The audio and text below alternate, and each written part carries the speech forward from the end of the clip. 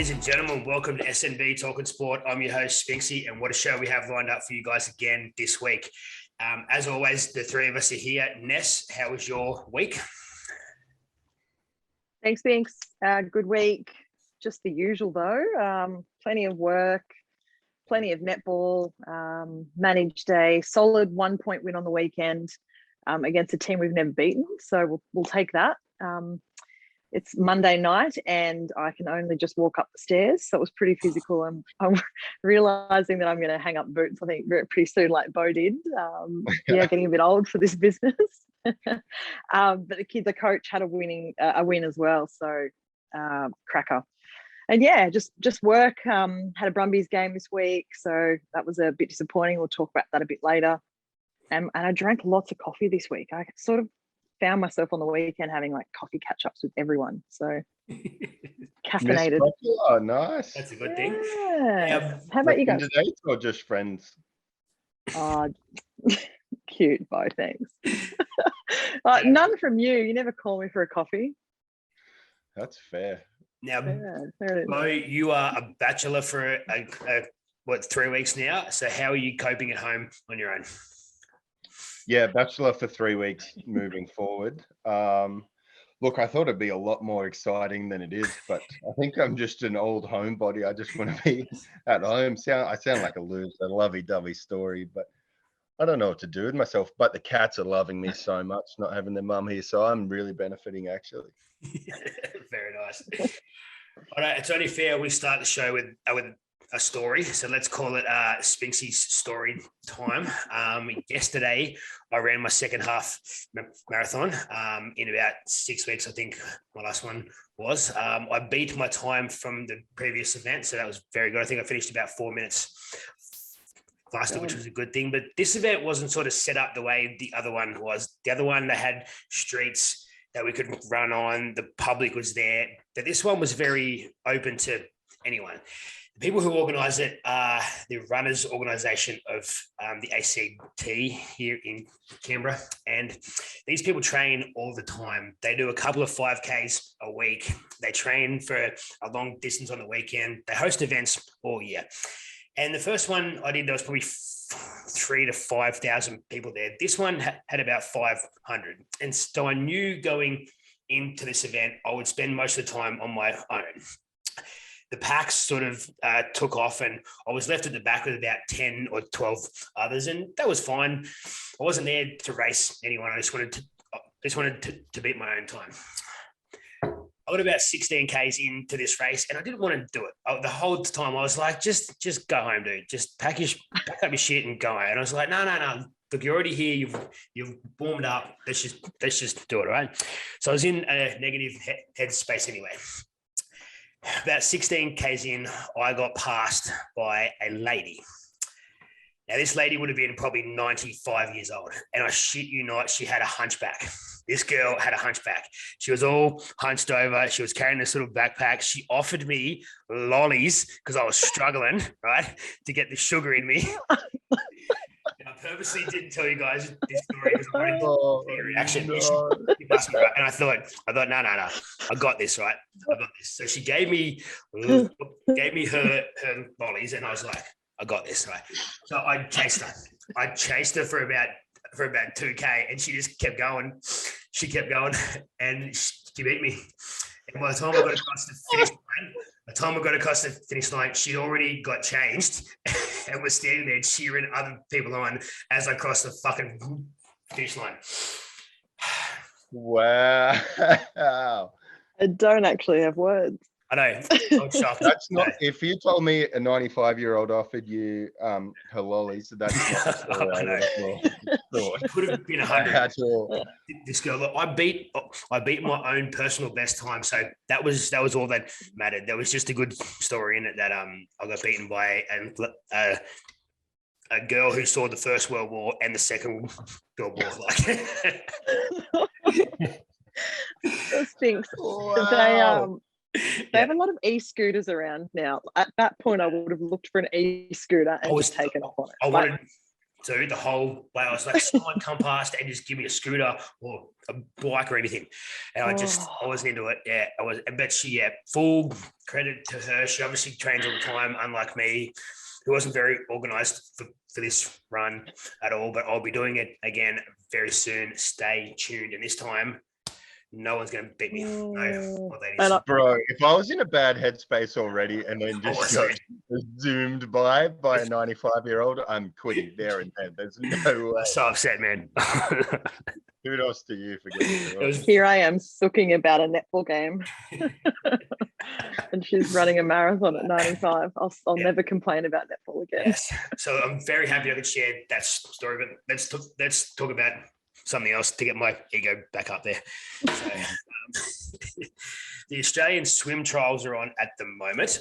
And pop star Cody Simpson has qualified for the Commonwealth Games. Now, there's been a bit of controversy around it. He finished third in the final, but only the top two go through. But they've allowed him to compete as well, and also drug cheat Shane Jack has also qualified too. So heaps of redemption stories sort of coming out of the trials at the moment. I think the world titles are later this year and the Com Games in next year, I think. So it's very good to see the Aussies doing a wonderful sort of in that stage where we always tend to be strong swimmers. Have you guys seen any of this? Yeah, no, I haven't. I can't contribute there. That's me letting me down by that. I think as the youngest one here too, by a long way, I should know who Cody Simpson is. So that's my bad. Oh, you've heard all his music though, yeah.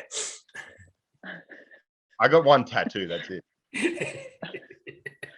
I think is it Ariane Titmus? Is that her name? Yep. Titmus, come on. She broke the record today. So she did. Yeah, so she won the 400. Yep, she broke the record of the American Katie. That's all I've literally seen. And the record stood since 2016. So big shout out to her. She's done extremely well. Talking about the girls, now over in the US, the US women's soccer team are now going to get paid the same as the US men's team. The catch is it's only revenue from World Cup fixtures that they get. So the prize money all comes together. Now, that seems a bit unfair because the girls are awesome and the men are rubbish. So technically the men should be getting paid way less. Kind of like over here, the Matildas are awesome and the Socceroos are just terrible. Do you guys think this kind of opens up a door for more pay parity between sports? And what do you guys think about it? We'll start with you, Ness. What do you think? Yeah, we've seen it, I guess, applied to a few different sports. We've seen that gap closing, certainly in cricket. Cricket are definitely leading the way with women's sport, and we've seen it in netball too. I think you're right. It's interesting that little catch though, that it's just the World Cup revenue, and probably a bit too close to this, but the revenue generated or the investment into that comes from governments that host World Cups. So that in itself is pretty interesting. And I probably won't comment too much more on that, but yeah, I think that's a really interesting a bit of news that's coming out. And I think you're exactly right. You know, it's really interesting how the men and the women are, well, in this case, the women are far superior in that country, and same as ours. So yeah, see where that lands. Yeah, my only comments are, which I've made 1,000 times, is we just have to make the small steps, and no matter how small it is, to getting equal pay, then this is one small step, I suppose, which is we shouldn't focus too much on the negative about what can come out of it. It is still a small step. But I was thinking about it today, and I was like, I can get into a sport I do not give a shit about if there's enough media or there's enough something to make you drive to having like a genuine interest in it. And I think, this is my hot take, that would be the next best step, is just, whether it's through social media or whether it's through news, whether you can just get something to draw everyone's attention in. Because I've got myself into sports, whether it's just for the weekend or the day or something long term, because it's around you and now you're learning and you want to get into it and get around it a bit more. So that's my take on how we can continue. Kind of the step, I suppose, is just to see it more. Like, it doesn't even have to be a sport you're genuinely interested in. If you're seeing it and it's around a lot, then naturally you're just going to drive to having a bit of a interest in it. That's my. Well, the AFLW has come out and said they're increasing the salaries for the women's AFL, up 94% from 24,000 to 47,000 for the season. Now, this is only a 10-game season, so the minimum pay is going to be 47,000 for 10 games. So in the rugby league, there's like 26 games. So you're roughly times in a half day.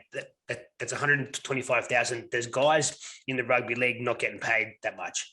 So this is a huge increase for the AFLW. Their season kicks off. They've moved their season back a bit more. I think it starts in August with the grand final in late November. This is a big step forward again for the pay parity that we sort of seeing. And I think it's about the TV revenue as well with this one. So certainly, it's certainly awesome to see the girls moving forward with that one. Very nice.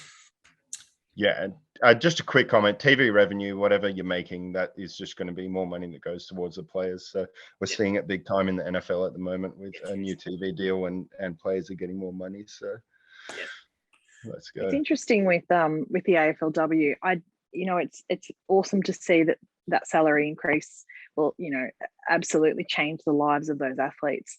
But for me, they've really got that whole model wrong. And we have spoken about it before, but, they offered all of those games for free initially. And for me, they completely devalued that product to begin with. And, now they're charging people to go to games, and what they're seeing is, a real lack of attendance. So I think that's the risk. It was really great that they drove that awareness initially, but they devalued their product right off the bat by not charging for tickets. And now they're having to rely on TV deals to generate revenue so they can pay their players. So for me, the model's just kind of not right. You compare that with NRLW, who very much have, and probably not correctly done so, but I guess leveraged off the male teams, and they've linked it into their women's state of origin programs, and they've really got a pathway through OzTag and Touch. So, they're really generating that interest at the grassroots level and building it that way, and they're not growing too big, and they've never offered a free ticket. Cool. Yeah. And I think that's a much more sustainable model. Well, yeah. My two bobs worth. I'll disagree in one little sense of, I can see why you would, I suppose, if your project plan, let's pretend it is just all you need to do is just invite interest and get interest in. I can absolutely see why you would go with that particular strategy. You would know way more about it than I would, but if you can get an interest in it and then start making money off it, I think it goes a lot with just general business. At the end of the day, that's all it is. If you can get clientele, which is who we are, I suppose, and then start making money off it, I can see why someone would do that. So that's my 2 cents on the topic. I want to say something controversial. Venues one. I think I've seen a few AFLW games, and I think the game is played on a field that's too big. I agree. Some of the fields, like the MCG, are massive AFL fields, whereas stadiums like Meineke here, they're a bit smaller. Then I think a smaller stadium has more of an enjoyment with the women's game. The girls can't kick as far as the men in general. Some of them can. They get that, but most of them can't. And so I think having a smaller field, and I'm not talking half the size, but a smaller field would see it be a more entertaining game and more of a high scoring game, rather than, I watched a few games where there've been a few goals each. And I'm like, this is not going to bring more people into the game. You're already going to have the fans there, but to have it to be shown to everyone, they need the interest there. So I think smaller fields do work. And people are gonna come at me, but that's just how I feel. So No, I think you're right. Spot on. Points, like I think you're right goals too. and points and scores is what's entertaining. There's not very many fans that just want to see a good defensive shootout, I would imagine. So I think you've nailed it, man. Yeah. Well, Fun fact for Spinks, but MCG and Manuka Oval are actually the same size. The playing surface is the same. Well, there you go. Not the venue. There you go. There you Just go. a small fun fact. But you're right, because there's certainly not a lack of talent in those players. No. It's like, Yeah. if you actually watch those girls play, they're incredible. Yeah. But you are bang on. They just simply don't have the ability to kick the distance that the guys do, and it doesn't make for an entertaining game. I actually completely support your argument there. Wow, look at that. Wow. Wow. Mark it Yeah. down. Right. All right. Here it is. The 23rd, the first time we agree. 23rd of May. Write that down, folks. Let's move on. Cricket Australia has decided that this summer they're going to have their ODIs during the day and have the Big Bash games directly after that. The Big Bash has died in the arse the last couple of seasons. And I just remembered something. Sorry. The Big Bash has died in the arse the last couple of seasons, and something needs to happen for it to sort of hang around. I think this is the 11th or 12th season of the Big Bash now. Do you guys agree with having the Aussies during the day? I think Pakistan's here and South Africa this year. So have those games on early in the day and then have the Big Bash at night. Is that too much in one day, or is that going to help the game to stay where it is? Yeah, I don't want to work that long a day, thanks. Yeah. That'd be great. I No, from a fan view, like, Bo, you're a cricket fan. What do you think?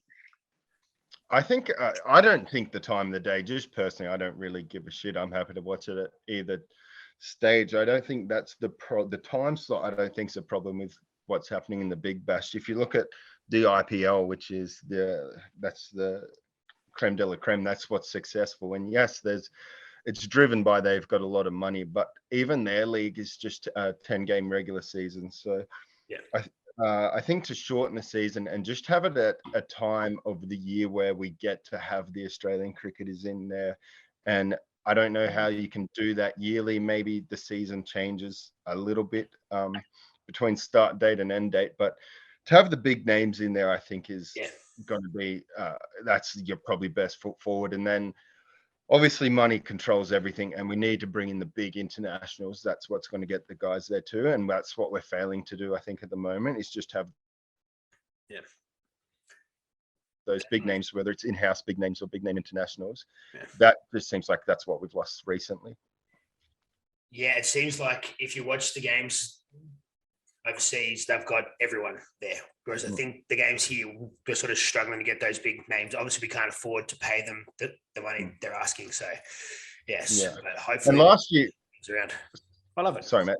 Last year, there was guys getting called up to play in the Big Bash, which were barely grade cricketers. You know what I mean? Yeah. So that's like credit to them. It probably helps the kids out that are getting in there. But as a viewer perspective, that's probably not what you want. Yes, very interesting times. I hope the Big Bash hangs around because I love it. I love it. Yeah, I low-key love it. I think it's great. I don't want to. Yeah, exactly. I love watching. Now, Wimbledon is on in about a month or two. The Wimbledon Tennis Open, I think it's called. The ATP and WTA have stripped Wimbledon of its status as a tournament. It will now be an exhibition event because Wimbledon has said they will not allow Russians or Belarusians into the tournament. So their stance on Russia has made them no longer a tournament as such. So there'll be an exhibition event, and points for finishing anywhere in the event won't count towards the end of season ATP rankings. This is a massive step for tennis to come out and say this. I'm not sure if Wimbledon will backflip on it and allow the Russians in or not, but this means there's only technically 3 majors this year. The Aussie Open, the French Open, which is on now, and the US Open. This sort of came across this week, and I find this staggering that they've gone and done that. Like, this has been around for 100 odd years now. Are you guys as baffled as I am? Yeah, Absolutely. I actually can't believe they've done it. I don't think we've heard the end of it. Mm. But what we've seen with tennis is they do backflip a little bit. So I don't know whether they will actually do that. It's a big break of action, really. So to only have the 3 majors, do they bring in another one to make it a 4? Do they, I don't actually know what the solution to that is, but a very big call. Yeah, I think it's too political for me to have an actual educated conversation about and not just sound like a fucking idiot. But I think Ness has hit the nail on the head there, where if you're going to dump Wimbledon as much, and that just seems stupid, like dumping the biggest slam in tennis and not doing something about it just seems illogical. I don't think it's something that will happen and carry on. So I do hope they bring in another major somewhere else, and I will refuse to comment about the Russian thing. That's too political. Well, the French Open started this morning. A couple of Aussies have gone down. Kokonakis went down. He's gone. So, and there's a couple of other Aussies who have also gone down this morning. The French Open is not an event we are very strong at. Wouldn't be surprised if any of the Spaniards win it. So we'll keep you posted next week on how the Aussies are faring in the French Open if we're still there. So, but this morning, the golf's second major of the year, the PGA Championship, came to an end, and there was a surprise leader after 3 rounds going into the 4th round this morning. Nida Pereira from Chile. He had a 5-stroke lead going into the day. He looked unbeatable. He was paying 1,000 to 1 to win the tournament. Had a 5-stroke lead, decided he was going to shoot 6 over for the day, and he had a double bogey on the last and missed the playoff by just 1 shot. Unlucky for him. What a dick. How would you do that? And the tournament was end up being won by Justin Thomas at 2 under par. At 5 under par. So congratulations to Justin Thomas. The best of the Aussies was way down with Lucas Herbert finishing tied for 13th. Bo, did you happen to get up early this morning? I know you're a big golf fan.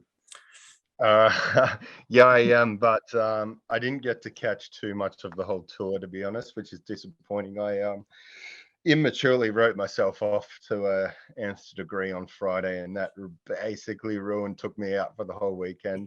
And I kind of focused more on the F1, so I missed the tour. I missed basically all of it, but big JT fan. Justin Thomas is a great golfer. He's entertaining golfer, so credit to him. I think it's a good win. And I haven't seen too much of the scorecard, so that is about as much as I can contribute again. Well, the show is still trying to be sponsored by Great Northern Zero. So just Great Northern, they'll reach out anytime. It's good things.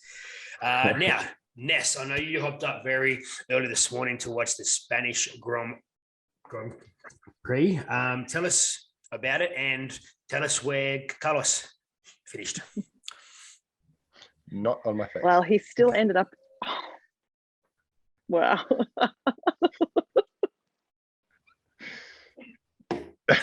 No, sorry. How did Carlos go, Ness? Yeah. I don't really know how to progress from there. That's my bad. I was hoping no one would do that. Verstappen won. Yeah. Verstappen won. Carlos still had to decide to spin in gravel, and still he just cannot stay on the track for an entire race, but did well. He started in 3rd, ended up coming 4th in the end, but fell as far as 12th at one point. So a pretty good effort. But yeah, Ferrari was leading until a technical issue. So Charles Leclerc, he just bailed out. Verstappen was having DRS issues the whole race and screaming at his mechanics. And if I was his mechanic, I'd disown him because I think he's just a rat. Lewis Hamilton got hit by Magnussen very early in the race and had a meltdown as well, and wanted them to retire the car, and ended up in last place. It was the most wild race, actually. He was last. and he ended up coming fifth, I think, didn't he? Yeah, I think fifth. Yeah, Fourth, yeah. fifth, yeah. So incredible, actually incredible. Perez was actually leading and had a bit of a fight over the radio because he, was done by team orders and had to give his place up for Verstappen, and fair enough too, really, because he'd fought his way and he got fastest lap of the race and still had to give up his spot. So it certainly wasn't without its controversy. A lot of the teams did upgrades this week as well. So we saw Mercedes sort of get their cars right and a bit more competitive. McLaren, we haven't talked about McLaren a lot, but Lando Norris had tonsillitis and fevers, and so he managed a P8, I think, and did really well despite being unwell all week. And Daniel Ricciardo, things just continue to go from bad to worse for Danny Rick. He finished in 12th or 13th or something, and yeah, a horrible result. So now, huge. The young Aussie, who is the third driver at Williams, is it? The other Aussie? Is the it Astrid? Is that who you're talking about? Yeah. Astrid. Yeah, it looks like he might be getting a shot call up this weekend because someone from his team is sick. They're sick and it looks like they're out with COVID. So he might be having a call up this week. Massive. I'm still talking as I'm looking for it. Yes. Cool. Health Are battle. they the US? Is that where they race next? No. Monaco. Monaco is yeah. this weekend is Charles Monaco, home race. which is the best race of the year. I love that. It's awesome, but Ferrari are going to really stink again because Charles can't finish any races. He keeps hitting walls, and we all know Carlos likes the wall and gravel. So, yeah, I don't know. I've stopped betting on the F1, except for I actually did put a bet on George Russell to podium this week, and he got me a nice little return yesterday. Yeah. So, yeah, well done. Yeah, George Russell raced really well, actually. Defended like a boss. Defended like an absolute champion, which was pretty interesting because Checo was trying to get past him for a few laps. Max was trying to get past him, couldn't. Max with his DRS issues also didn't fucking help. But I think a really strategically by the Red Bull team just to pull Max in and put him on soft tires, where even the commentary was like, what is happening here? And they just changed. It's wild the strategy they go through in the F1 and just kind of made it up on the fly there. So worked out for them. Yeah, it looks like going forward they're going to stick all the races around the world into different sort of areas. So next year's calendar will be all over the shop, but that means less travel for the teams. Now, you guys are more over this than I am. Where does that sort of put the Aussie race? Are we sort of at the start of the season, or are we sort of halfway? How are we looking? I wouldn't have a clue. I wouldn't have a clue. I think generally it's a good idea just to group your Europe races and that, because the thing is there's that many people, there's that many parts, there's that many cars that have to go with these teams. Obviously it's a sport that makes so much money. There's so much money in it, but it would be super interesting to know just how much the cost of having a team is, because around here. Right, hard. So it makes a lot of sense, I think. I suspect too that when you kind of buy the rights for the race, whether there's a different price tag for the opening race or towards the end when it's championship race, it could come down to that victory being whether someone wins championship or not. Really interesting. I don't know where it sits, but I kind of like that I will like if they keep to tradition a little bit. And traditionally we've had one of the early races, and certainly the criticism out of the Grand Prix this year was that they were having to go from Europe to Australia back into Europe and the Americans. Not just the drivers, that's the thing. It's a pretty big impost on them, but it's the 200 to 300 people that they bring with them, and all that money. We know it generates a lot of money, but I'm sure they'd have more of it if they thought about the efficiencies a bit more. But Drake, actually, on the thing of money, Drake put a $300,000 bet on Charles Leclerc to win. and lost. I was spewing when Lachlan went off, but can you imagine losing 300k? I mean, to Drake, what's 300k? But pretty decent bet. The race. Drake is the poison chalice. It used to be every jersey he wore on the sideline, they lost, and this went on for ages because he was a Raptors fan. He was a Clemson Tigers fan, I think, and every time he turned up, ownership in the Raptors, young man. Yeah, it does too. And every time he turned up at the event in the shirt, they lost. All different sporting events. Years. I want him away from Ferrari, the Vixens, and the Roosters. That'd be great. He's a Roosters fan, definitely. He's still the GOAT. Remember that. Now, speaking of teams that fell off the perch, Manchester City have won the English Premier League title after being down 2-0 at halftime to Aston Villa. They went on to score 3 goals in 5 minutes to bury Liverpool's chances of the 4 titles in a season. Liverpool won their game, but it didn't matter. I think Man City finished on 93 points and Liverpool on 92. Massive season from both sides. There was a bit of a kerfuffle on the field after the game. Aston Villa led 2-0. Man City come back to win, and then they invaded the field after the game, and some dick punched one of the Aston Villa guys on the park. So I'm sure they'll find out who he is, and he'll be banned for a very, very long time. Ness, were you up early enough this morning to catch Liverpool's demise?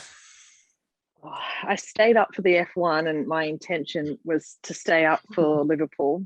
But the F1 finished at 1, and there was a 30-minute window before the Liverpool game started. And I really tried, but I'm getting old and I couldn't do it. So I just watched the replay today. Nice. And that's the end of the Premier Leagues. But it's back in again. It's back in about 8 weeks' time. I think it's a very short off season. So, and there'll be some new teams in it this year. I believe Burnley went down, and 2 others went down too, because there's 3. And I've done no research for that at all. Thanks for that. Cheers. Nice.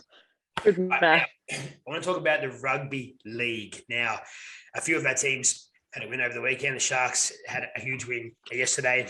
The Knights went down, of course, on a Friday night, I believe, to the Broncos 36-6. And Ness, your Roosters had a win? Uh, Sorry. My team won that. But I want to take a second. I want to take a second here. There is a young man who is with the Roosters, Jared Berea Hargraves, and I think I just like to state on this show that I think he's got a bad rap of late. The way the referees are targeting him, and I hate this dude. He is the biggest grub the NRL has ever seen. But on the weekend, he copped a very bad rap off the referees. There's only so much you can take, and he snapped. And I can't use the words he used, but he said, "Come on, referee, you've been giving it to me all the time. You're trying to get me set off." And the referee was. Every time he held anyone down, the ref was into him time after time after time. And I'm sure the referees have copped it over all these years, and sometimes they might hate on someone more than they should, but maybe it's time to lay off him. That's my 2 cents. So. Yeah, I agree. I agree. I think he's been hard done by for sure, and he's been targeted. And I think it was even just last week he got in the ref's, not his face, and had a chat with him, and he's like, basically just said what you've said, where he is targeted and he does get the short end of the stick. In saying that, the way he spoke to the referees every day of the week, that's probably a send off for at least 10 minutes. There's ways to address it. The coach could have addressed it in the presser after the game. He can talk to the media about it. So it's a bit immature. Like, you kind of have to be better than that, I think. Especially if you know you're targeted, you have to know it's kind of coming, and you do have to be better.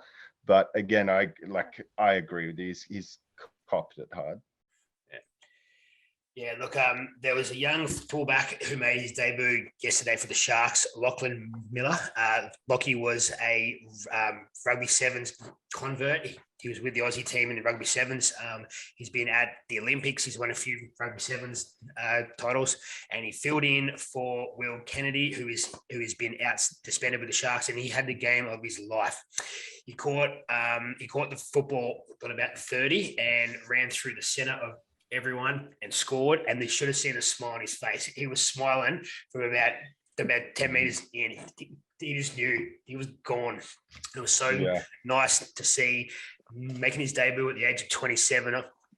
I think hopefully we can find a spot for him in the team, even though Kennedy's back this week. So things are looking good in the Shire. So it was cute seeing his wife and kid up in the stand too. Wasn't she a good sort too? Far out. Oh, yeah, she was.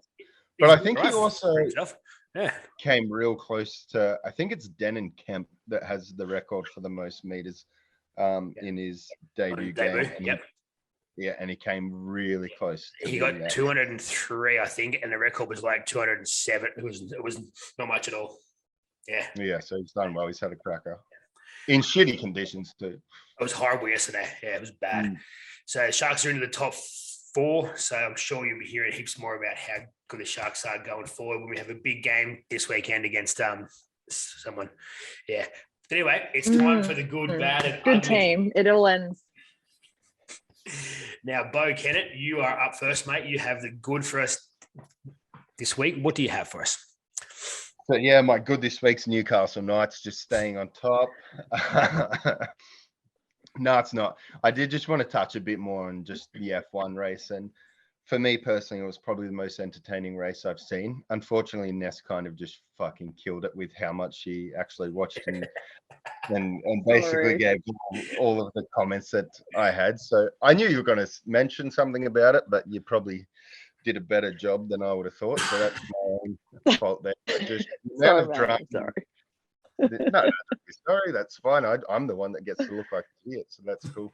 But just the amount of drama, the amount of things that went wrong.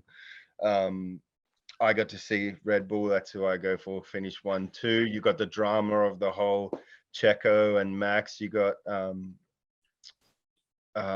Lewis, like Ness already touched on, basically, which the commentators. So Lewis has been like, let's save our engine because we just got a new engine. Let's just park the car. And the commentators are like, that's not something you want to hear. Like, it's pretty shitty sportsmanship. You got all that. You got Leclerc just dominating the race like he was never going to lose. He gets a power fault off a brand new power box, basically. It's just, you couldn't have packed much more drama into one race. And if anyone's not a big F1 fan or is just starting to get into it, I think that's a pretty good race to have a watch and just see what it can provide. You see all the strategy from the pit team. It was a good race to watch. Yeah. Very nice.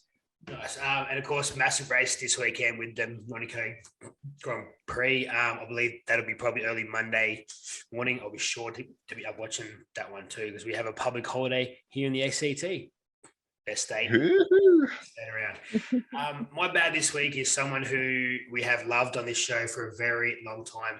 Latrell Mitchell is my bad this week. Latrell has got a hamstring injury, and he has travelled to the US because apparently Australians can't deal with a hamstring injury, right? So he's in the US for 3 to 6 weeks. So he's definitely out of Origin 1, even though he wasn't going to get picked because he is shit. My question to you guys is, Souths are in trouble. They've lost Reynolds this year. They lost Wayne Bennett as their coach. They got beaten by the Raiders. They just got no shape and no form and no nothing going on. Wouldn't it be better for him to get on a diet and lose some weight? There's not so much issue on his hammies when he's trying. No, but man, serious here. Surely you don't need to travel to the US for 6 weeks in the middle of your season when you could be at home helping your team through these things. Like, you're an old head. Shouldn't you be there to help them out rather than being away for 6 weeks to fix a hamstring injury? Like, I just don't understand. Is that being a dickhead? Like, well, I have strong comments on that. I don't think you're being a dickhead. I just think you're absolutely fucking wrong, but you're entitled to your opinion, and I'm entitled to tell you you're wrong. No. I just think with hamstrings, especially what we've seen from guys like Tommy Turbo, is it can just linger. And if there's someone that can do a better job on fixing it than what we have here, and that's pretty normal. I think there's guys in Germany that can have just better technology and can look after injuries better. They just, whatever it is, they can be after your season, not now. But what are you going to do? Play with a torn hamstring, are you? But ice it. Ice Hamburgers. I've beaten hamburgers, man. Like I had an ice bar. I ran 21 Ks yesterday, and I'm fine. Do it again. Spinksy now compared himself to Latrell. I'm an athlete. I can't even believe I'm going to say that I'm defending Latrell, but you can't just leave an injury like that. You eventually want to get him back on the park. So if that's what's going to get him back next year quicker, then but you can't leave that hanging. You've obviously never had an injury, Spinks. Athlete. And just to touch on South's form, I think more of that's coming from missing Cam Murray, who is, I think we all get to appreciate. If you've got a guy in the middle, it's probably one of the two best lock forwards in the game. I think that's what they're really missing. Yes, they're missing Adam Reynolds, and the Blake Taff and Lachlan Ilias really looked good at the start of the season. We're kind of progressing, and I think the last couple of weeks they've kind of just hit a flat spot. So. And that all just comes from rugby league is a simple game. I think at times where if you've got good go forward and you've got good defense in your middle, the game can just come a little bit easier. And I think that's what they're missing. So that's South's on. That's my comment. That's my comment on South. But Latrell looking after his hamstring. If you've got a superstar and you can make sure he's going to be good, then get his hamstring looked after, because the last thing you want is a reoccurring hamstring injury. Okay. All right. I'll give you that. Nice one. Ness, you've got the ugly this week. What do you have for us?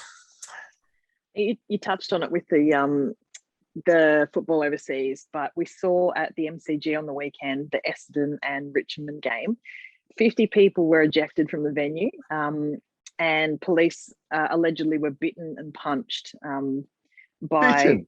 Yes. Yeah. Wow. Actually bitten and punched. And the chief police officer of Victoria came out to say that fans are preloading. So what we've actually seen over, that's Australian sport, isn't it? You have 1,000 drinks, and then you go to the venue, and you don't want to pay your $11.50 for a drink, and if you Spinks, you don't want to pay your $9 for no alcohol, even in your can. But but I think it's gone to the level where that's excessive. That's you might get one or two evictions on a night, but to eject 50 is pretty massive, and for police to be bitten and punched, that's next level. It's pretty significant, and I've turned the lens on something pretty close to home with my work, and in a venue sense, we've been completely down as an industry post-COVID for about 30% short of event resources. Across the industry because of COVID. So that's guards, that's catering staff, that's ticketing staff, and that's police resources. So, you've got one thing when you're running these events, and it's making sure that everyone who's a son, a daughter, a husband, a wife gets home or goes to a game and gets home safely. So the fact that, police and security, they are there to protect us and to make sure things are safe. And we also want people to have fun. But that's completely going to the next level, and we're also seeing a lot of not just evictions but pitch invasions, and I'm told the young people of today are telling me that it's a bit of a TikTok trend, and so that's what we're seeing. We're seeing that in a lot of overseas sports, but we're seeing it in heaps of sports here, a lot in Perth and in Brisbane, seen a few in Sydney and a few in Victoria. We've had one in the ACT as well recently. So it's a bit of a trend. And, we talked a few weeks ago about the penalties that are in place for that. But it is a bit ugly. We're seeing guards tackling people, and it's just stay off the field. Like, you didn't make it as a player. Stay in the stands, have your $9 no alcohol beer with Spinks, and just enjoy the live sport. Don't get on the field and cause a ruckus. You're making an absolute monkey of yourself. Perhaps we're all showing our age here, but I think that's just the life of social media and how 100%. fucking gross social media is becoming. Yeah. Anything for a bit of clout.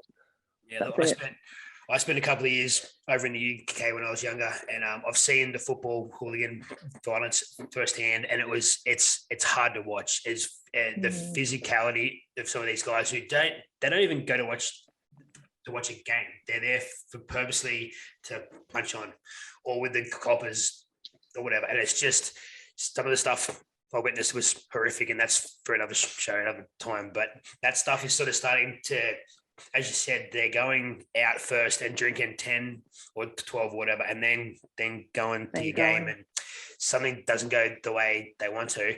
And they said this week referees in the NRL have received death threats this week. And I'm like, just because the Knights get beaten every week, it doesn't the referee's fault. It's not how it is. The fucking was the referee's fault this week. Let me tell you, I could have half gone about that. Yeah, these are meant to be family-friendly events too, and what we want is to see families and mums and dads taking their kids out and enjoying live sport again. It's just not an environment for kids to be in when that kind of stuff's going on. And I'm the first to go to a sport game when I don't have to have my accreditation around me and work and have 1,000 drinks and enjoy myself. But I don't know if I'm that passionate about sport to carry on like that. And I think there's sadly a minority of people who just take it a bit too far. But for me, it's thinking about the families and the kids that kind of behavior starts to influence, and there's where we have problems later in society. So there's sort of a big raft of issues there. 100%. Very good. Now, look, coming up this week, guys, we have some big sporting events on the calendar. The A-League final is on Saturday night. Can anyone tell me one of the teams that's in the A-League final? Melbourne Victory in it. Oh, very good. And the other one? I don't have a fucking clue. That was no just idea. No, you're wrong. No, you're wrong. It's Melbourne City and Western United. So two Melbourne teams are in the final. Melbourne Victory got beaten by Western United. So it's Melbourne City and Western United in the final on Saturday night. And as we can see, no one in Australia actually cares at all. So look, Melbourne Victory is my team. I didn't even know that. So. Fail. This weekend is the final round of the Super Rugby tournament. It looks like there'll be 3 Aussie teams in the finals. The Brumbies, the Waratahs, and the Reds will all make it into the final 8 teams. I'm not sure how the finals are sorted out, if it's 1v4 or 1v8. Not really sure, but I'll touch back on that next weekend, and we'll go from there. So hopefully we see a few Aussie teams go deep into the finals. The NRL is on again, as it is every week, and the AFL, but big games this weekend. The Sharks against the Roosters on Saturday night at 7:30. Tune in to watch that one, probably on Fox Sports, I think. But I would definitely be watching that one for the Sharks hiding the Roosters. It's so good. What's your bet then? Yeah, there'll be a bet. There'll be a bet. Yes, we'll talk about that off air. Later, I'm sure. Yeah, sorry, I just got distracted. My cats were just belting each other. The netball will continue this week, and Ness, we forgot to mention your team had a huge win over my team. Yeah, look, I was hoping you were going to bring it up. I was just going to be diplomatic. Vixens beating Swifts is always awesome. I had a bit of a betting spree this weekend, and I won a multi. So Adelaide beat Collingwood despite having 4 players out with COVID, and that happened an hour before the game. So I was absolutely spewing, but they got there. The Vixens beat the Swifts, and the Fever beat the Giants, which is probably not a surprise. So Vixens ahead on the board by 4. Vixens, Fever, T-Birds, and Giants with the Swifts in 5th. So the Swifties have got a bit of work to do, Spinks. They'll be right. You can't have all those people injured and do as well as we are. They're doing very well, actually. Oh, yes. So, Now, get up very early on Sunday morning at 5 a.m. to watch the Champions League final, Liverpool versus Real Madrid. It's going to be a cracking game. Liverpool are hot favourites to win this. They're probably the better team all year, but Real Madrid are capable of some incredible things. So 5 a.m. Sunday morning, be sure to watch that one. And if you live in the ACT, like us, you get Monday off work. It is Reconciliation Day. Get down to the Arboretum. I think between 10 and 3, they're having Reconciliation Day things all day, all throughout this city. So be sure to check that out. Yeah, and I've signed up for a third half marathon, but we'll talk about that next week. Yeah. After getting zoomed past by someone that's doing every war in the world. This one's different. I just did it like in the last hour. So I bit the bullet and I did it again. So like a drinking marathon or in your head. It's not here. It's somewhere else. So I'm gonna go. Ooh, little teaser. Little teaser. We'll find out. Love it. And that's all we have this week, guys. So thank you very much for joining us, and we'll see you all next week. All right. Take care, brush your hair.